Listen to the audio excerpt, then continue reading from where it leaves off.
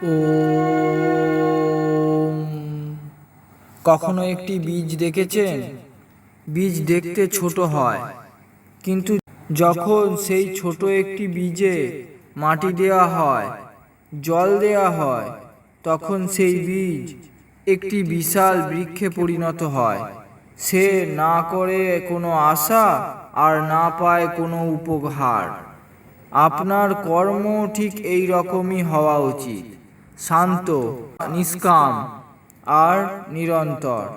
সেই জন্য কর্মবীজকে বিচারের উন্নত মাটি, বিবেকের উচিত সার দিন, আর গড়ে তুলুন তাকে একটি সুললিত বৃক্ষ।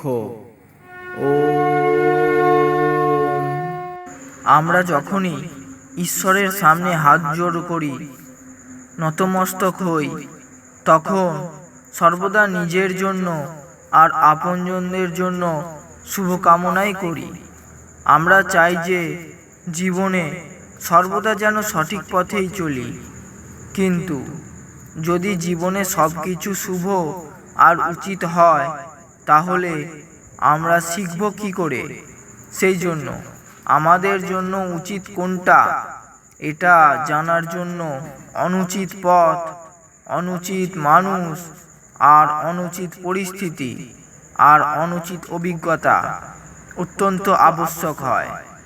শিক্ষা গ্রহণ করুন, কিন্তু কি করা উচিত তার থেকে বেশি এটা জানা আবশ্যক যে কি করা উচিত নয়।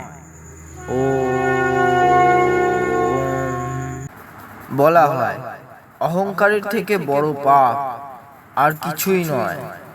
অহংকার সেই সর্প যা রাজাকে বিক্রি করতে পারে, সকল সম্পর্ক ভঙ্গ করতে পারে। কিন্তু এমনটা নয় যে অহংকার আবশ্যক নয়। যখন প্রসঙ্গ হয় অধিকারের, চরিত্রের হয়, যখন কলঙ্কের দাগ সম্মানে এসে লাগে, তখন অহংকার ভরে চিৎকার করুন। এই অহংকারই তখন আপনার ঢাল হয়ে উঠবে, আপনার সম্মানকে রক্ষা করবে। সেই জন্য অহংকারকে কেবল সঠিক সময়ে আর সঠিক পরিস্থিতিতে প্রয়োগ করুন। ও